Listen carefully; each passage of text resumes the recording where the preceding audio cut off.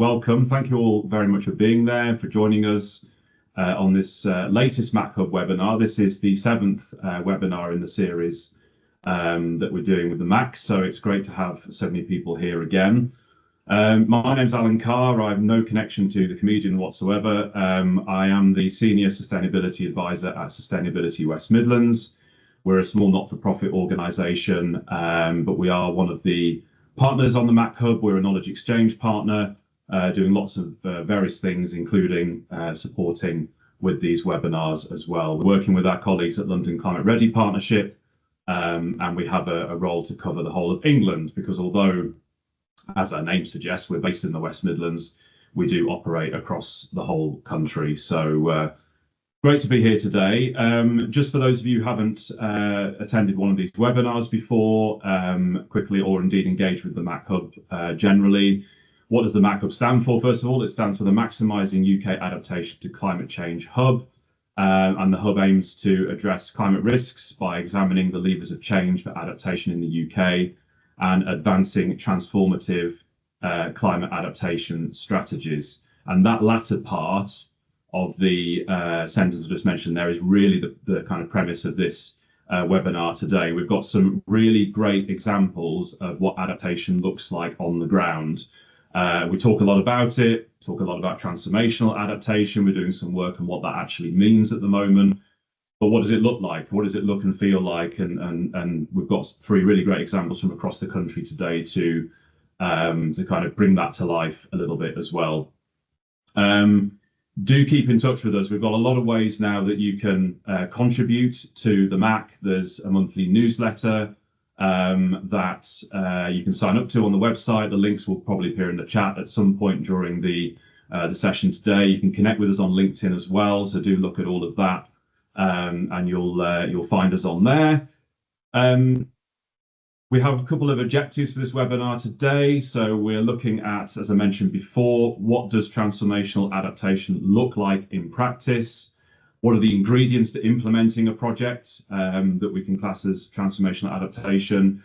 The sort of resources that were required, the funding that was needed to sort of set up a project like that, and also how the projects have ensured success and sort of monitoring that's been set up as well. Before I hand over to our brilliant set of speakers that we've got today, just a few bits and pieces of logistics, the usual things. We do have a Q&A function. You'll hopefully see it next to the chat icon on Teams webinar. Please use that for asking questions. And I think you can upvote questions as well if you like someone else's question, and we'll get to those in the Q&A section a little bit later on. But you can use the chat as well if you've got any technical issues, but also if you want to share your good examples of adaptation. And that's a really key part of today as well. We've got 3 great presenters and speakers talking about their examples today, but if you have some good examples that you're aware of or that you're involved in, please do use the chat to tell us about them. There's also a formal way that you can do that as well, which we'll talk about later on, but it gives everyone a really good overview of the sort of other examples that are around as well. So please do use the chat for that. And we'll also hopefully give you a little bit more time at the end as well to tell us a bit more about those examples that you might have as well. So look out for that in the last few minutes of the session. Great, I think we are ready to start. We have, as I say, 4 speakers today. We've got Becky Davis, Natalie Barnett, and we've also got a double act in Helen McCafferty and Rachel Howlett as well. 3 different parts of the country we're in. And we're starting in Wales. We're going to the west first of all, and to Becky Davis. And Becky is the TAF Catchment Programme Manager at Natural Resources Wales. And she's going to talk about a project. I'm going to steal any of your thunder, Becky. The floor is all yours, and we can crack on with the first speaker. Over to you. Thank you, and just bear with me as I share my screen. I can't talk properly and do that. Okay, hopefully we'll be coming through now. Yay, great. Okay, so just to introduce myself, my name is Becky Davis. I work for Natural Resources Wales. I'm based in Cardiff and work in the South Wales valleys in particular. So I'm going to talk to you a little bit about a project which we completed. I say completed, we had funding and it lasted until when it did, but the legacy of that work is something which we're trying to build into business as usual and influence others on a daily basis. So I'm going to take you through that. So I'm only going to take you through a bit of a taster of what on the practical side of the Healthy Hillsides Wildfire Project. So this is it was funded through the Welsh Government Rural Development Fund. It was funded from June 2020 through to June 23.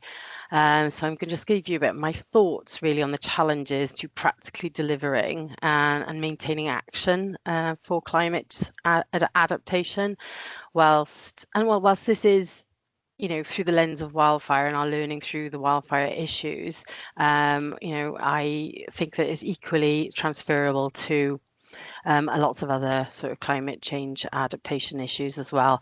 In particular, at the moment, I'm doing a lot on flooding, so I think, you know, there's a lot of learning from this project. So just to set the scene from a wildfire perspective, it is a growing risk in the UK. There's no debate on that. So under climate change predictions, average temperatures will rise and rainfall patterns will set to change. So for wildfire, this means increased instances of drought and the conditions to sustain wildfire, increase the intensity of wildfires, and also make them more difficult to put out. So it also supports the growth of some of our key fuel sources linked to wildfires, extending the growing periods or drying out these fuels.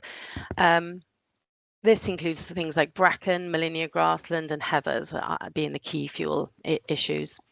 So in the South Wales valleys, it is one of the worst places in the whole of the UK for wildfire, with over 20,000 ignitions in the last 5 years.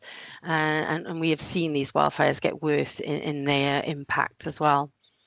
So the Healthy Hillsides project was born to sort of set out to understand the complex social, economic, and environmental aspects of wildfire. So whilst I am going to concentrate on the practical land management interventions that we undertook and trialled, I just wanted to highlight that, you know, it takes a lot more than just sort of action on the ground to tackle the issue of wildfire. So I just wanted to highlight that this project also looked at response through fighting wildfires, that sort of reactive element of it, education, community resilience, and also community engagement. Because as this challenge, the challenge of wildfire in the UK, is almost exclusively started by people and deliberately. So working with people is a really essential aspect of tackling wildfire. So as I say, wildfire is almost exclusively started by people, and particularly in the South Wales valleys, unfortunately, this is, for the most part, it's an antisocial behaviour and is classed as arson. So we recognise that it's really difficult to stop people set fire to things. There's very complex issues there, but what we can do is manage the fuel so that we can reduce the spread, the intensity and severity of wildfires. So whilst wildfire is set to increase in likelihood under climate change, there is also a correlation between how the land is managed. So historically, we've seen that the land was far more managed. We had, particularly in the South Wales valleys, there's sheep on every hillside. We don't see this anymore. So with the reduction in that grazing, the land and that more active management of the land from, you know, more even in the more sort of less traditionally managed sort of stuff, the sort of more less productively managed land, we've seen that reduction in grazing, which then has caused an increase in those fuel loadings. So these are the lands which are typically not lowlands. The lowlands are where we've got more productive agricultural land, but it's the sort of the land between the valley bottom and the true uplands. So this is known in Wales as freeze, which is a very unique word. I don't think there's any direct translation into English. So managing this landscape is the key challenge, and we trialled and advocate that low intensity grazing to manage these fuel loads is the best way to do this for that long-term sustainable way of managing the land. So ideally we would do this with cattle and horses, though a bit of mixed grazing with sheep can also be effective. The reason why we say this as well is because grazing with cattle and horses really supports the biodiversity and creates a far more varied and diverse habitat, which is great for biodiversity. But sorry, but we also sort of recognize that it's them eating the vegetation, but also they're sort of living on the landscape. Trampling the vegetation really does reduce the vegetation for the immediate sort of winter or wildfire season, but also really supports the changeover of the vegetation and habitat, making it less monoculture of bracken or molinia and making it more diverse. One of the things that we also promote and tested and trialed was the sort of promotion of the landscape to be used by people. So we did a lot of cutting of pathways, but also additional fire breaks to break up that landscape, creating fuel and fire breaks. And this would then have an act of containing the potential wildfires into smaller areas, but also supporting the fire service in their response to tackling the wildfires, or even seeing them self-suppress. So here's a photograph of a site which we undertook management, and it did catch fire. It was deliberately by some local people, and fortunately, due to the really good use of the footpaths and the fire breaks cut, it did self-suppress. So the fire did extinguish itself, and in the first cell that we'd sort of cut into the landscape. And this is great because it's a really important biodiversity site and also immediately abutted community. So it's good for both people and nature. We also looked at community resilience as well.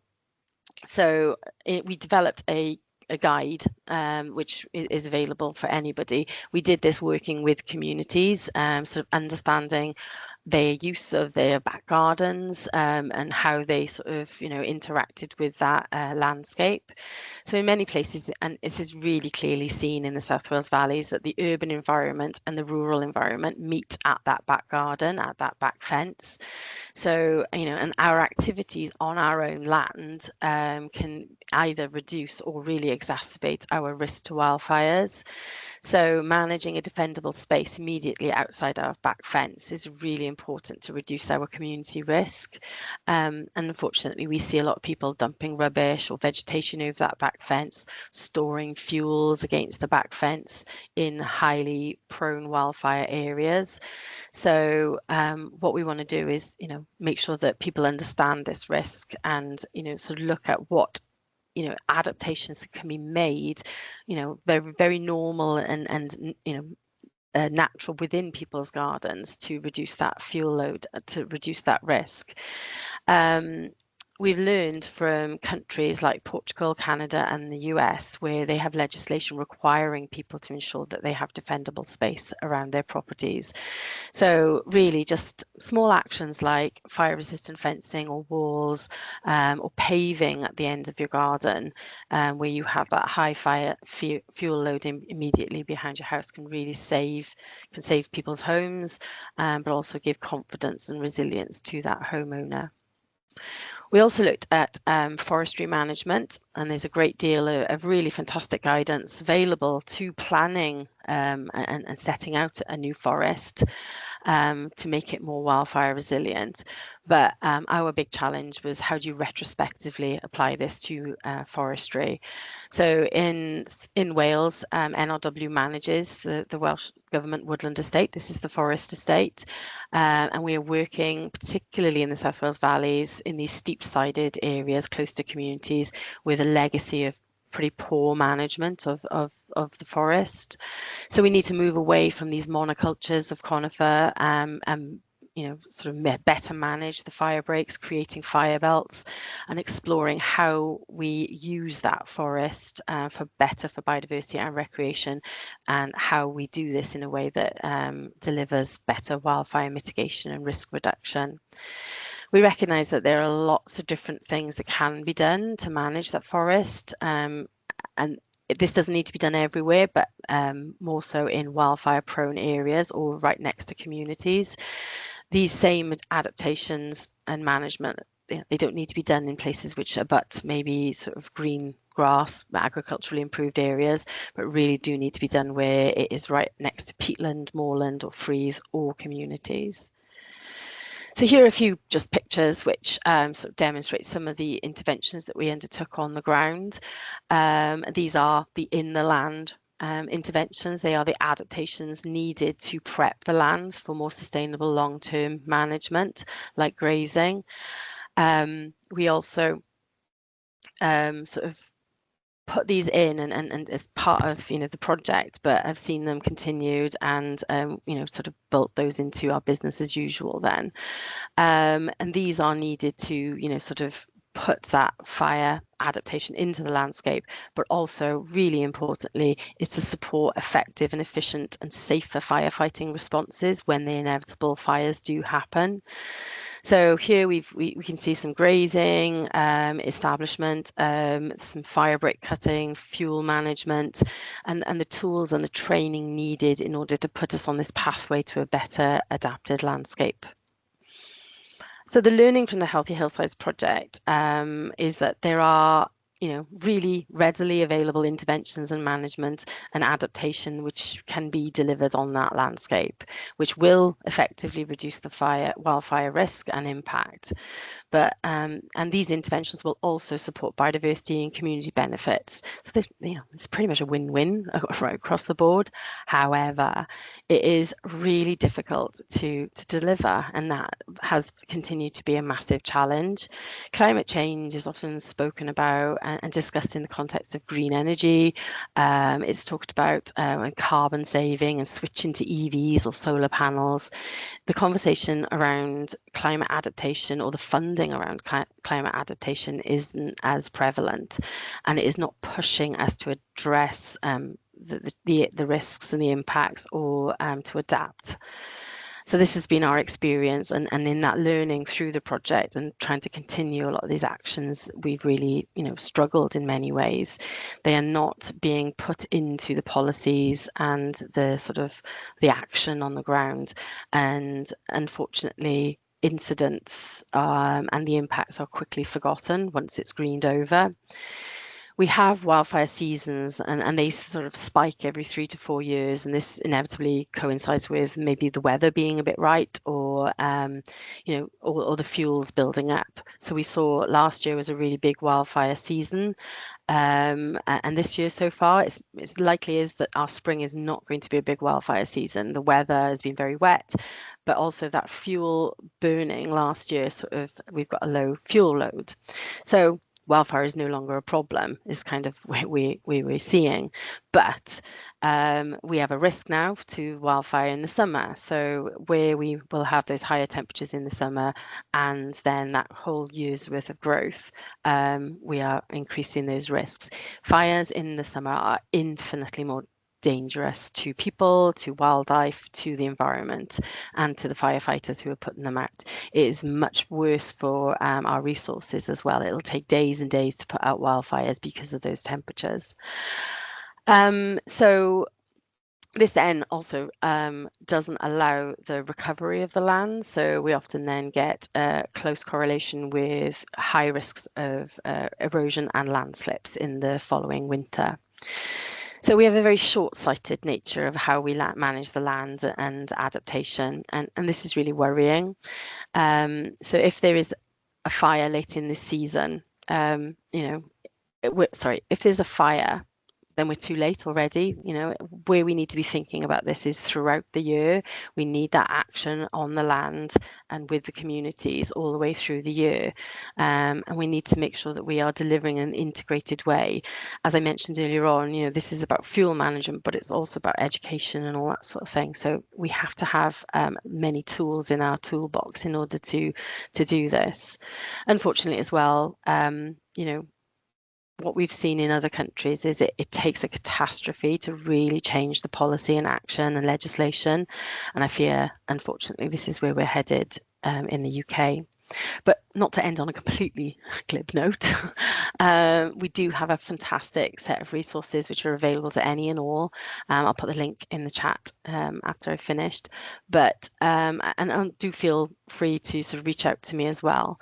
So in Cyntaf Morgannwg, which is sort of the area which I work in, which is the part of the South Wales Valleys, we have identified wildfire as a primary risk within our climate change risk assessment, greatly impacting communities.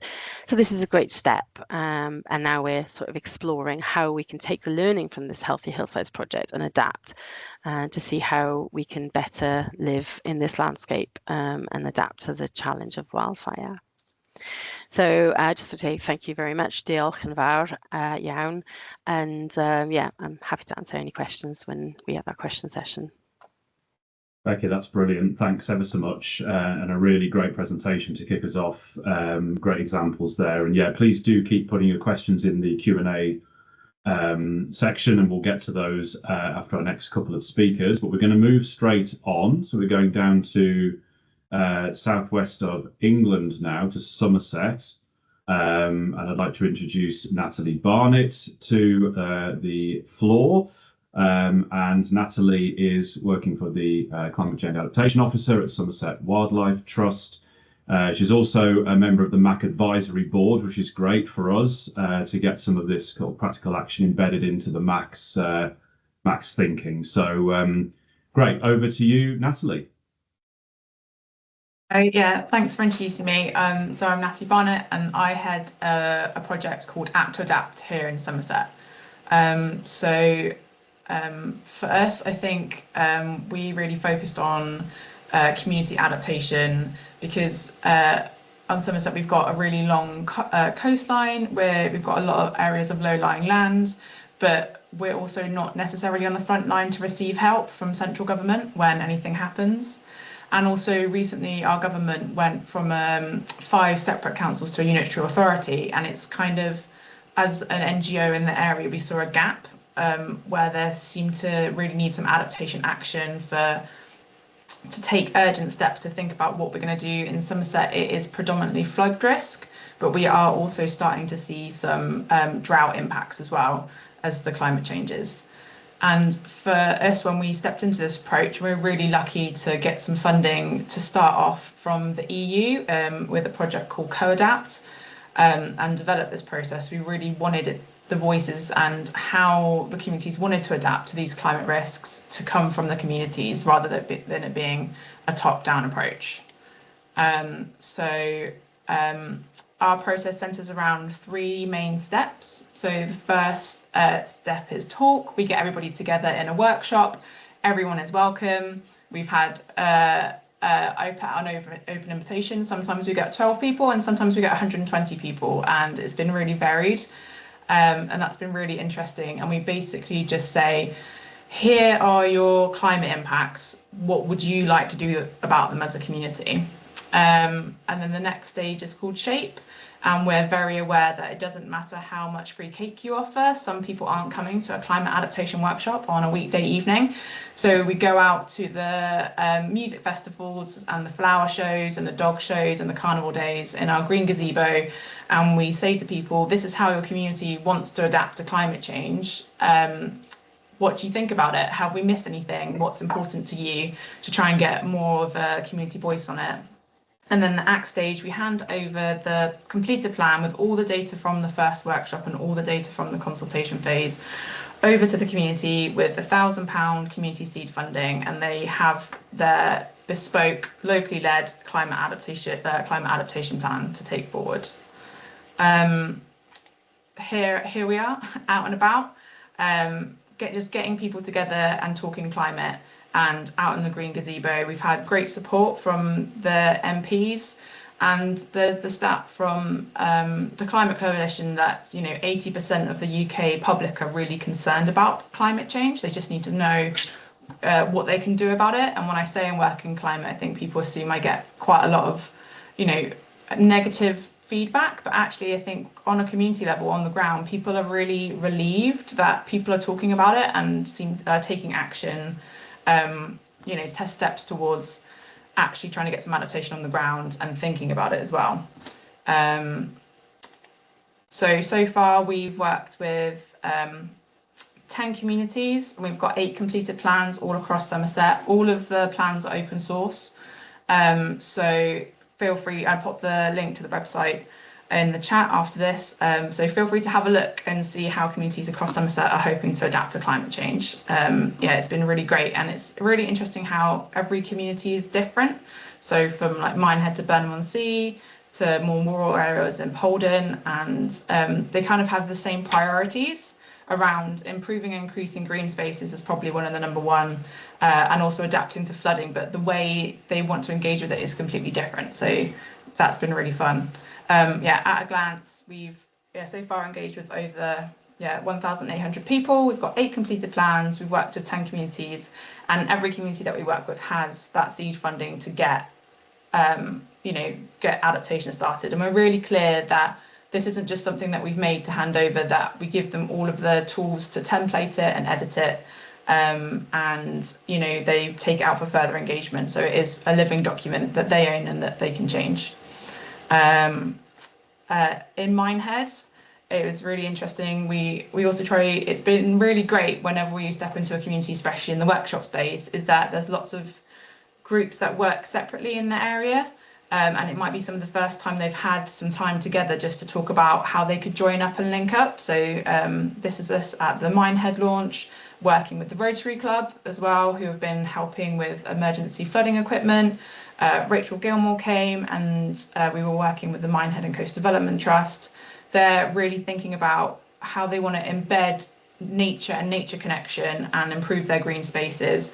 And they've set up a steering group, and they've and the nice thing as well is that for their next music festival, they made it completely nature focused off the back of this event as well. So off the back of Act to Adapt. So that was really lovely, and it connected them in with the Environment Agency and other groups so that they also know who to go to with certain questions.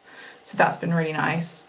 And then across Somerset, in a completely different mid-rural market town, in Glastonbury, they really, again, it's really interesting. Every community really loves the idea of using nature to adapt to climate change, improving and increasing those green spaces and looking after the ecosystems, and nature-based solutions, thinking about green walls and roofs.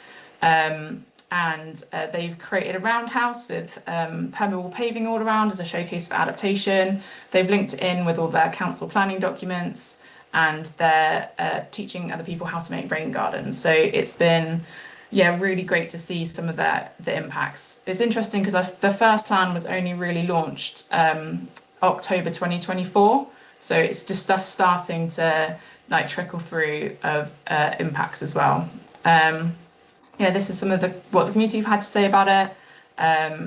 I've put them in the thing, and it's we also get together every year at a climate adaptation summit and try and get our feedback then, if that makes any sense. So rather than sending out online surveys or create anything too arduous, we have a celebration event that's on the slide in a minute where we get people together and talk about what they've had to say about it. So just a few quotes about, again, it's the linking people together and amplifying the work that's already happening in the town. And I think that really feeds into why I think this has been really good, is that we're not coming in as top down. We're creating trusted relationships, making sure that we're working with an anchor organisation that's already embedded in the action. We're not trying to replicate anything that anyone's already done. We really try and go to a good cross-section of community events so that we're stepping out of the bubble. And I think it's really hopeful to focus on what could be done at a local level to adapt to climate change, because people are seeing the climate impacts now, whether it's flooding or heat waves, and they want to know that they have some agency to do something about it. The plan belongs to the community. I think it's also nice that all communities have been through the same stages. So when we come together, everyone's been through the same process, and we work really closely together with the Somerset Rivers Authority, the council, the Farming and Wildlife Advisory Group, Environment Agency, and we also try and bring in the town councils, and some of the town councils are the anchor organisations for different plans as well. Here's us at the summit. We're getting people together, always lots of cake at our events. It's sharing contact details, linking them in with agencies that can help them adapt as well. Learning about what's worked and what hasn't worked, and also for us that is our key place where we collect our impacts in a way that also builds a relationship. What do you need more support with? What's worked for you? What can we help with?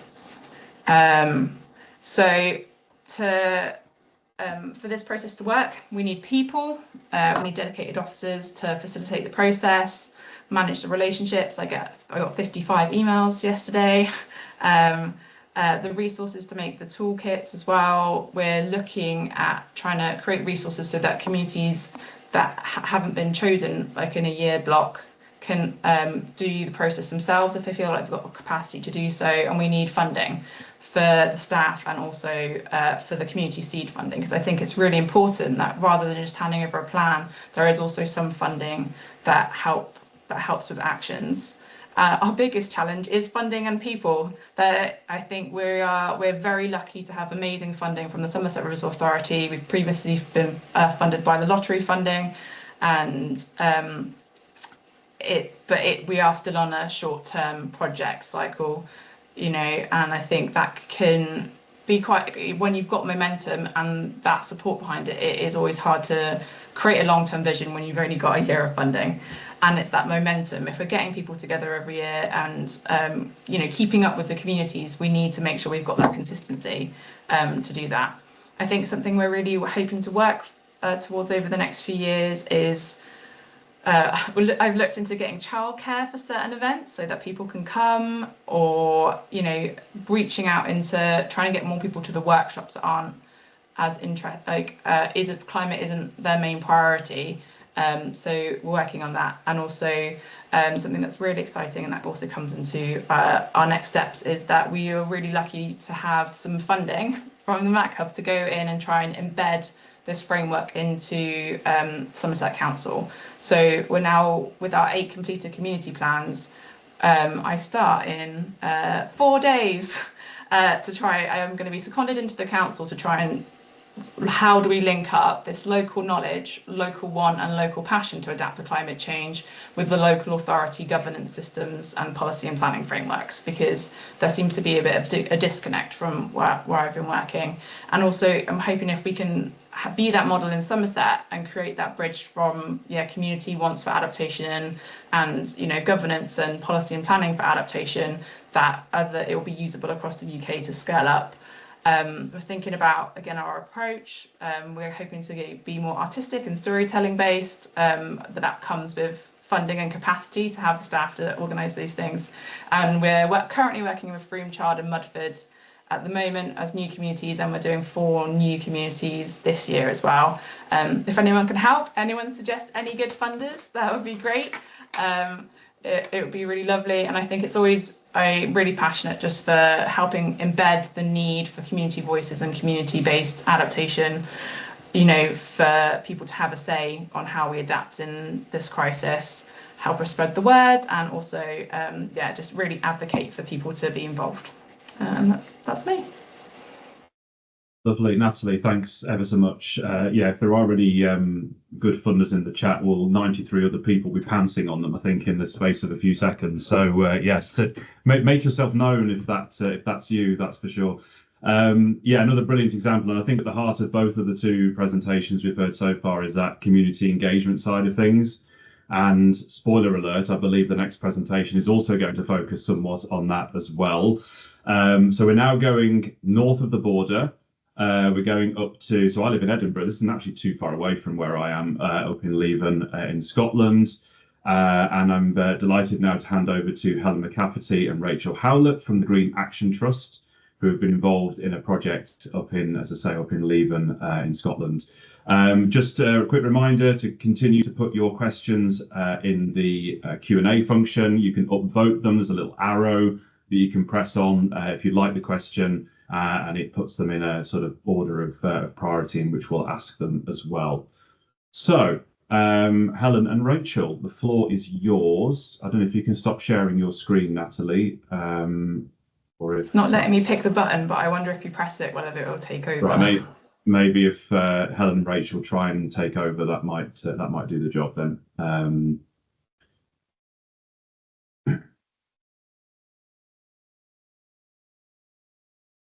Here we go. Excellent. There we go. Thanks very much. It's given me a horrible preparing to present that lasted for ages. There we go.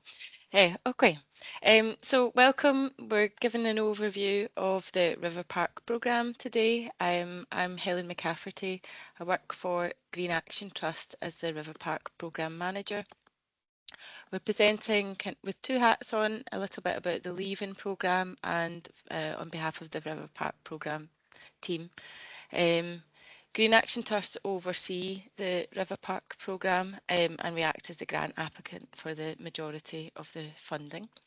Rachel Howlett is going to co-present with me today. She's a project manager at the Trust, and she worked on the River Park Nature Network for about 3 years as it moved through the development phase and into the delivery of phase 1 of the Nature Network.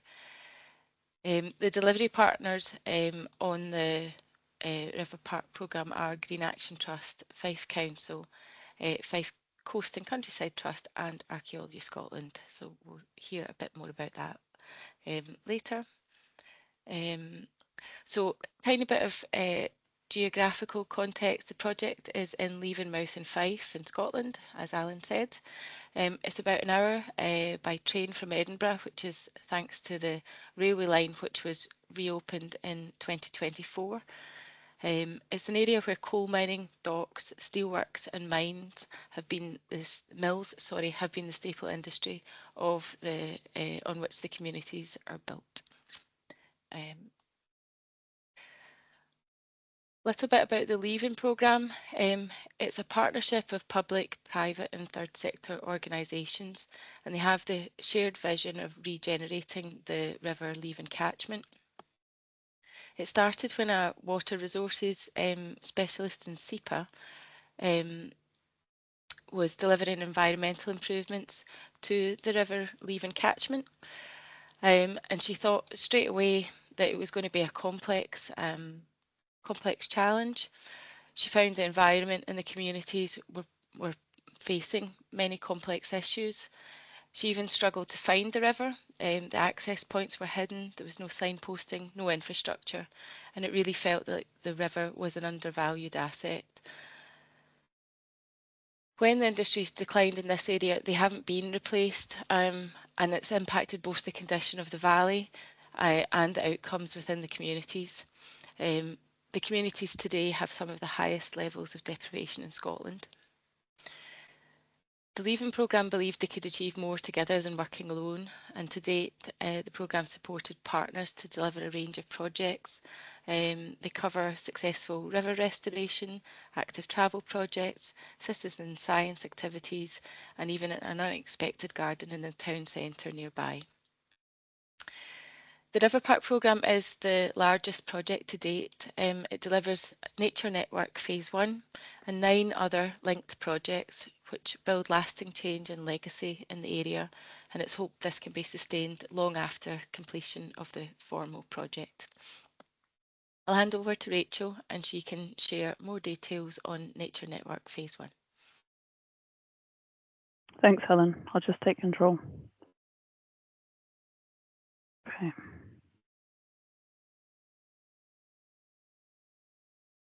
So back in 2022, Scottish Government Nature Restoration Funding, or NRF, which is managed by Nature Scot, meant that a river park-wide master plan could be developed for the lower reach of the River Leven, which you can see here. This was developed to RIBA stage 3, including being costed at an outline design stage. The River Park Nature Network proposals aim to keep the existing ecological characteristics of value, whilst extending them and introducing further habitat types. The proposals provide biodiversity benefits through greater continuity of habitats, as well as stronger links to those in the surrounding countryside. The design has a particular focus on expanding habitats that feature in the Fife Local Biodiversity Action Plan. So the initial costing of the River Park-wide Nature Network Master Plan came in at around £7 million. So delivery funding was unavailable for such a figure, and an optioneering exercise was carried out to look at a suitable location for phase 1 delivery, with the chosen area indicated here by this pink rectangle. Moving from development through to delivery, even in part, was considered important to demonstrate action to the surrounding communities. So phase 1 of the Nature Network delivery is led by Green Action Trust, and that's being implemented within the first year of the River Park programme. It's currently on site. This phase spans the southern riverside at Methil Hill, from Riverbank here, sloping up to Poplar Road, covering 15 hectares. Its design supports climate adaptation and water handling, as well as planting for pollinators and improved biodiversity.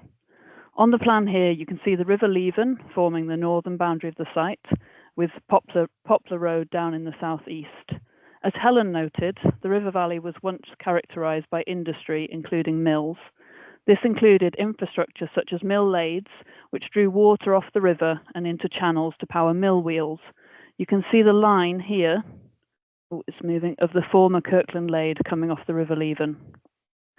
Nowadays, the river is cut off from its functional floodplain by a combined sewer pipe, which you can just see by the white footpath line along the southern bank. And the Nature Network design aims to improve the landscape's ability to hold water in the river park to reduce flooding impacts and improve biodiversity and habitat. It introduces a sustainable drainage system, or SUDS, which uses the topography and SUDS features to bring surface runoff from Poplar Road here into the park. As part of this system, we're creating ponded areas, we're extending the existing swamp, and we're re-wetting the old Kirkland Mill Lade, which will act as a linear pond and a balancing feature. The wider project also includes management of existing woodland, as well as planting of new woodland, blossom trees, fruiting hedgerow, and herb-rich meadow. So the design supports climate adaptation by improving natural drainage and slowing water flow to reduce impact downstream. There was evidence of combined sewer overflow being found in the development phase, for example. The section that you can see here shows the journey of water through the SUDS system from Poplar Road up here on the left, down towards the river on the right. The road drainage along Poplar Road is diverted into swales, which then carry the water down into SUDS ponds, which then overflow into that re-wet lade. This runoff is therefore removed from the combined sewer, which reduces pressure on the overall system by slowing the flow of heavy rainfall and reducing that peak flow. And this in turn reduces the likelihood of sewer outfall into the River Leven downstream. The scheme demonstrates the potential for green spaces to accept runoff, and it also forms an exemplar in the Trust's 10,000 Rain Gardens programme. It showcases the benefits provided by nature-based solutions rather than engineered pipes, and delivers on Syria's 4 pillars of SUDS, so amenity, biodiversity, water quality, and water quantity. The features within the system are also designed to be maintained within usual green space maintenance operations and avoid being over-engineered. So just to finish on this section with some photos. These show the scheme on site with the re-wetted lade. This has been excavated, lined and backfilled. We considered connecting the lade to the river, as it would have been in the past, but ecological work highlighted a concern around fish becoming trapped, so instead this lade has a new life as part of the SUDS system. In this aerial shot, you can see the line of the lade here, one of the SUDS ponds, and Poplar Road, where runoff will be taken from.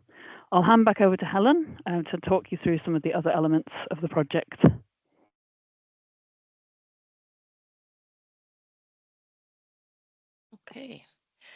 Okay, thanks Rachel.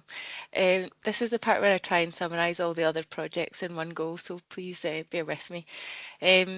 The whole programme is shaped by the input we've received from the community, and it's been rooted in the lessons we've gathered from years of community work and builds a strong foundation of understanding, respect and shared history. The Community Engagement and Empowerment Project aims to achieve active participation from diverse groups through recreational activities, community festivals, co-creation projects, and by creating an inclusive space where residents can feel involved and represented. We are delivering this project in partnership with a range of local groups and organisations. The interpretation project, that will be designed by a new local community group which hasn't formed yet, and so that means I can't actually describe what it's going to be. We don't know what it's going to look like until the community kind of lead that in whichever way they choose. The Green Health Partnership promotes nature-based health interventions in an effort to legitimise green health approaches both within the local community and local healthcare professionals. It's co-delivered with NHS Fife and it's looking to improve prescription pathways as well as providing structured programmes and opportunities. Our schools project, which is called Explore Outdoors, that builds capacity for schools to deliver the curriculum outside. So it means rather than just going in and delivering sessions, it has a focus on supporting teachers with skills and resources so that they feel very confident delivering outdoor learning.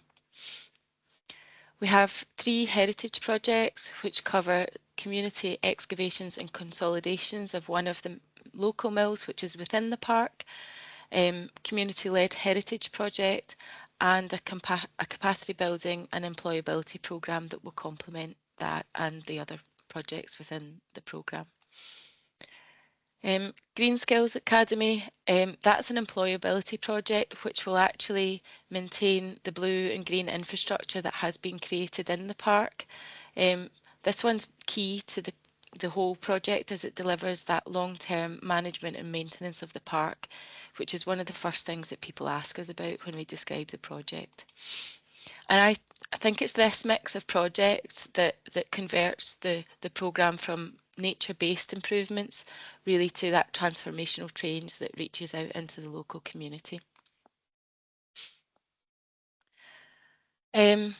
Not planning to kind of describe all of these in great detail, but we wanted to show this slide to really show that projects include that wide spectrum of opportunities, spanning the lightest of touches where people have an hour or two to spare, all the way through to structured training that will deliver qualifications and positive destinations. The examples here come from the full range of projects that we're doing and not just 1 or 2. And it means that the training and learning is a thread that runs through the programme and it's designed to increase capacity and lead to growth in that local area.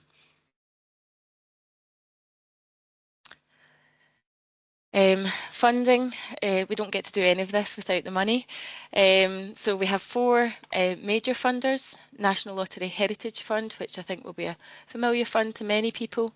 Leavenmouth Reconnected is a local fund. It's a capital one which is been designed to ensure that the whole area fully benefits from the reopening of the railway line. Historic Environment Scotland and Nature Scot that Rachel referred to earlier are other major funders. We just couldn't have assembled this kind of funding picture without having the range of partners both at the original Leaving programme table and as delivery partners. It makes the execution more complicated undoubtedly, but I think we needed everyone at the table to raise the full amount of £5 million for that delivery over 4 years. We're still finding that the opportunities that the mix of partners bring give the projects a real chance to adapt and respond to the needs and the interests of the community as they become apparent. I wanted to mention core funding because core funding from most of the organisations was actually critical to the start of the project. Before you get to the stage of grant applications and grant delivery, having the capacity to work on the early development stages has been a major factor in the project being able to progress to this more ambitious delivery stage.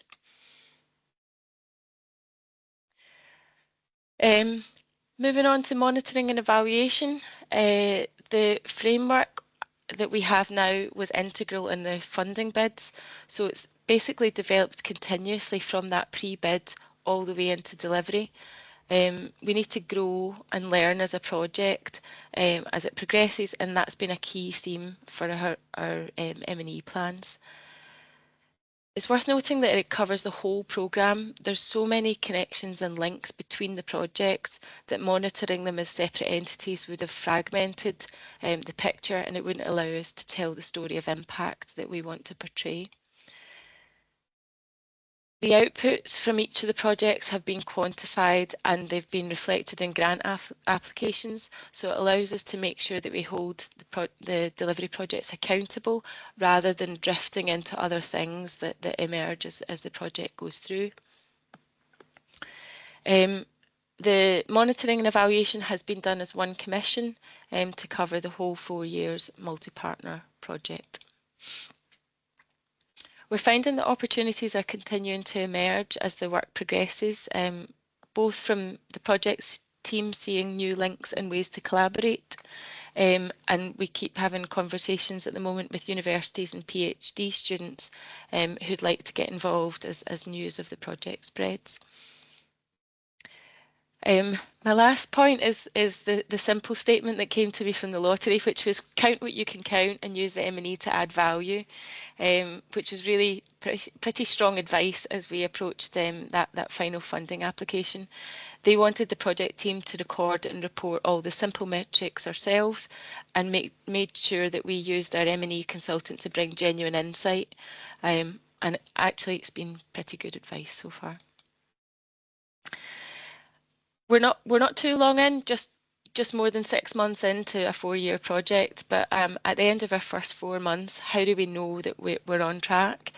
We've had about 99 events and we've had 1,300 people engage with those events so far.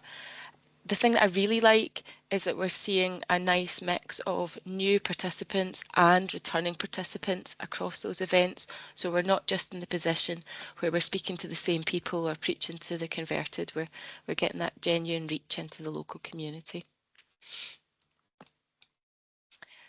Just to close out with the key ingredients, and in the interest of time, I was planning to just comment on the ones that we really haven't talked about in the previous slides.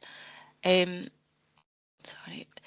The multi-partner, multi-benefit programme has taken years to establish. So you'll have seen in the first slide that it was 2019 that the Leaving programme kicked off, and we're kind of getting into the thick of delivery 2025, 26. So it's taken a long time to establish, and it's been matured by delivering some smaller projects first, and I think that's been critical in securing our diverse mix of funding.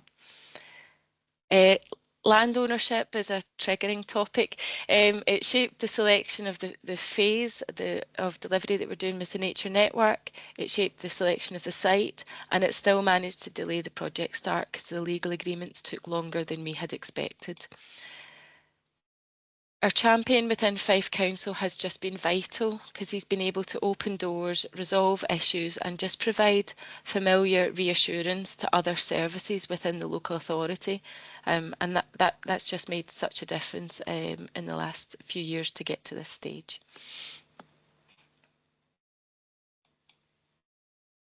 So that's all we were going to share today. We've put links to our website and our email addresses if there's anything that occurs to people after the end of the webinar.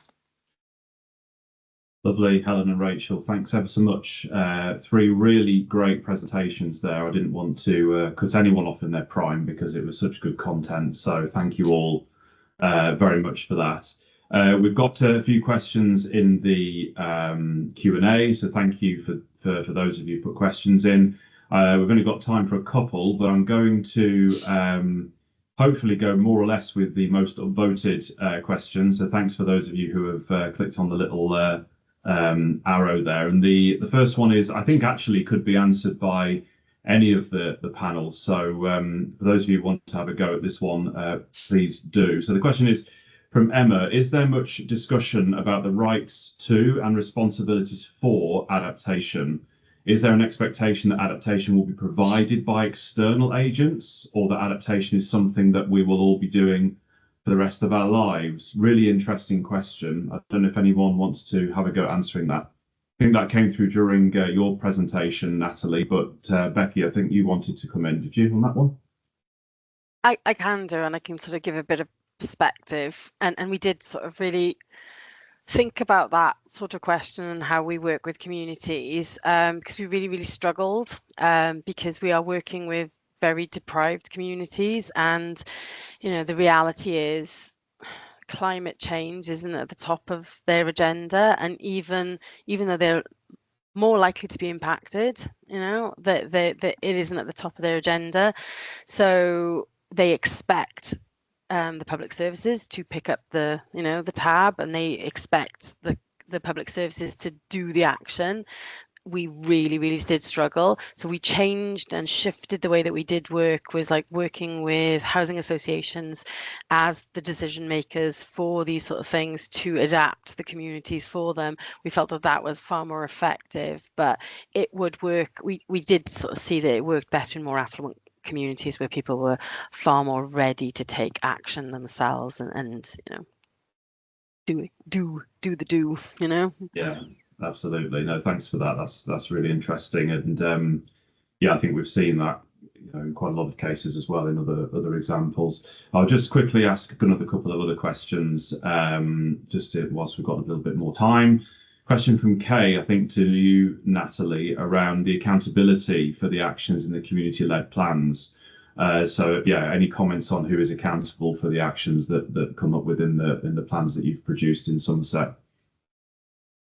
Yeah, it really varied from community to community. So one of the main criteria for us, when we're choosing places to work, is that they've got a strong, engaged core, and sometimes in that community that would be the town council or the city council, but sometimes that would be a community group or a charity group.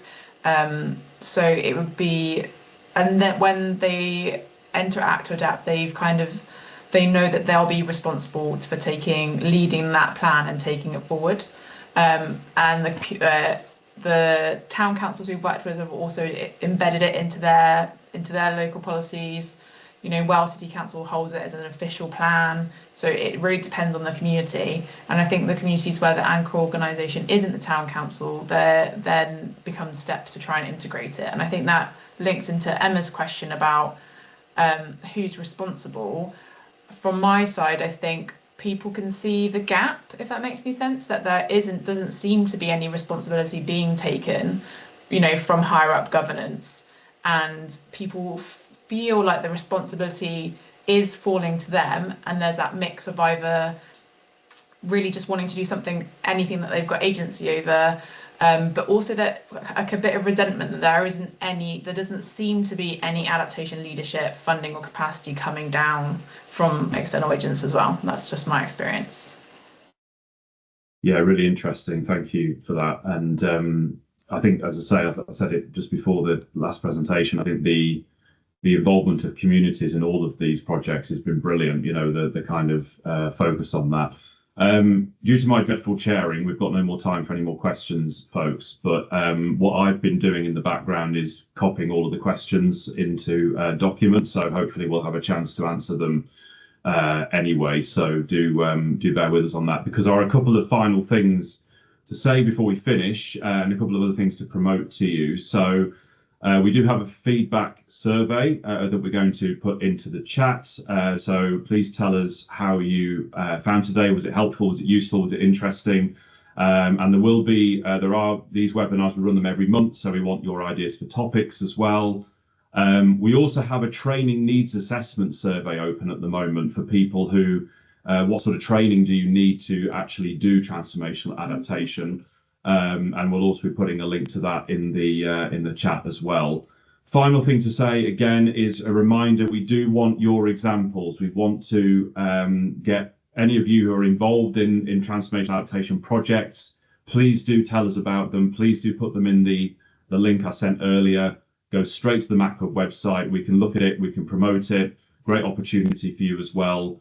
And we want to share more examples of this because we hopefully will do another webinar on this topic again later on in the series as well. But for now, thanks ever so much to all of our brilliant speakers today. Really great examples. Hope you've enjoyed today's session. Yeah, hopefully see you soon in more projects and more webinars over the course of the next year or so on the MACC Hub. Thanks ever so much, everybody. See you soon. Take care. Bye.